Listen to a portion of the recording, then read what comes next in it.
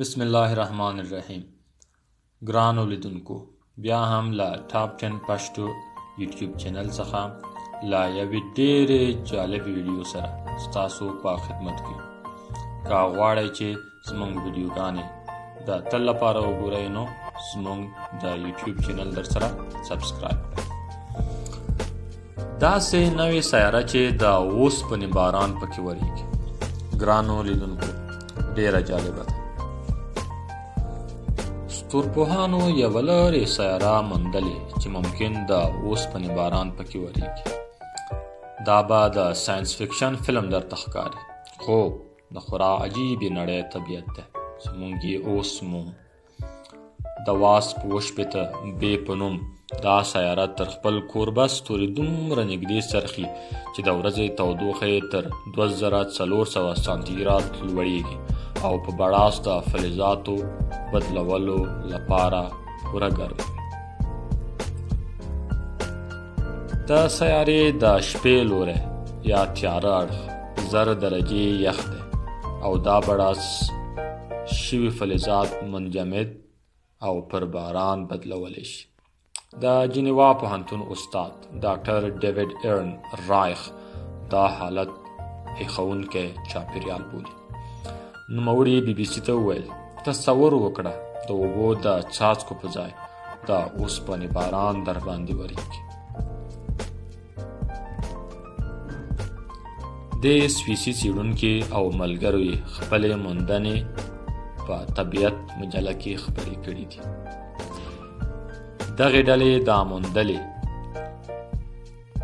د اروپایي ټریویټن په سویلي څانګه کې کړي دي چې په چیلي کې دي.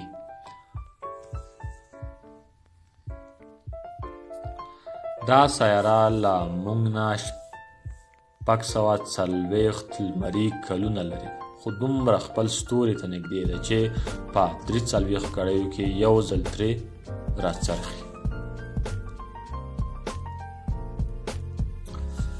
دا دې سیارې بله جالبه ځانګړنه دا ده چې تل یې یو لوری یعنی روښانه لوری له ستوري را چاپیریږي او ساینسپوهان یې دا چلن بشپړ تړل شوی بولي. د ځمکې سپوږمۍ هم ورته چلن لري او موږ یې یوازې یو لوری یا اړخ وینو. دا په دې معنا چې د واسپ 78 بي سیاره د ورځې لوری رڼا سېزلی ده.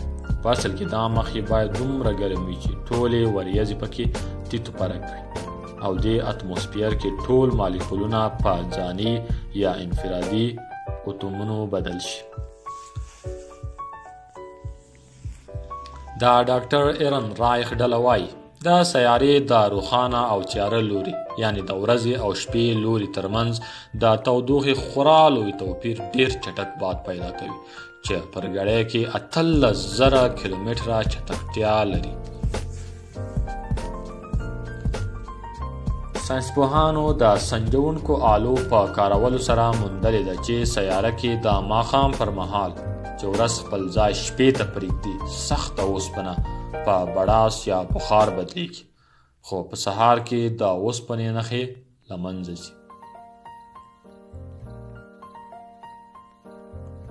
ډاکټر ایرن رایخ زیاتوي، زموږ حدس یا ګمان دا ده چې اوسپنه د شپې مخ یعنی تیاره لوري کې منجمده یا متراکمه کیږي. که څه هم تودوخه 1400 سانتیګراد درجې وي، خو لا هم دومره یخني وي چې په وریځ، باران یا ممکن څاڅکو بدل شي.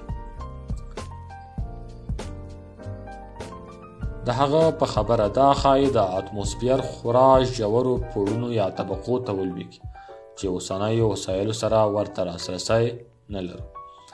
واسپ 78 بې ستره ګازي سیاره ده او ممکن تر مشتري سیارې 2 چنده لویه وي.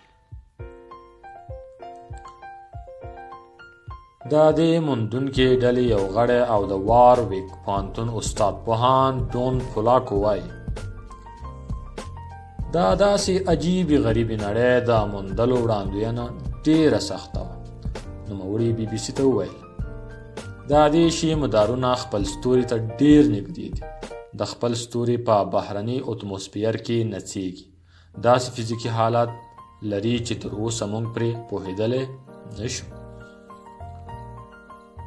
د هغه په خبره دا سیاره به یا خپل ستوري کې ختمیږي یا به یې د ستوري رادیو اکټیف وړانګې له منځه یوسي.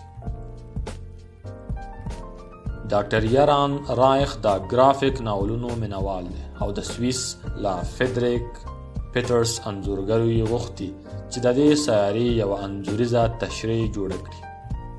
دی زیاتوي تر ډیره دا ډول موندنې موږ په 3 ګوټیز یا 3D جوړښت سره وینو، خو خلکو ته دا سخته وي چې ووایي دا ریښتوني انځورونه دي که کمپیوټر تولید کړي، خو د څه ورزیاتولو سره به موږ چاته دوکه نه ورکوي.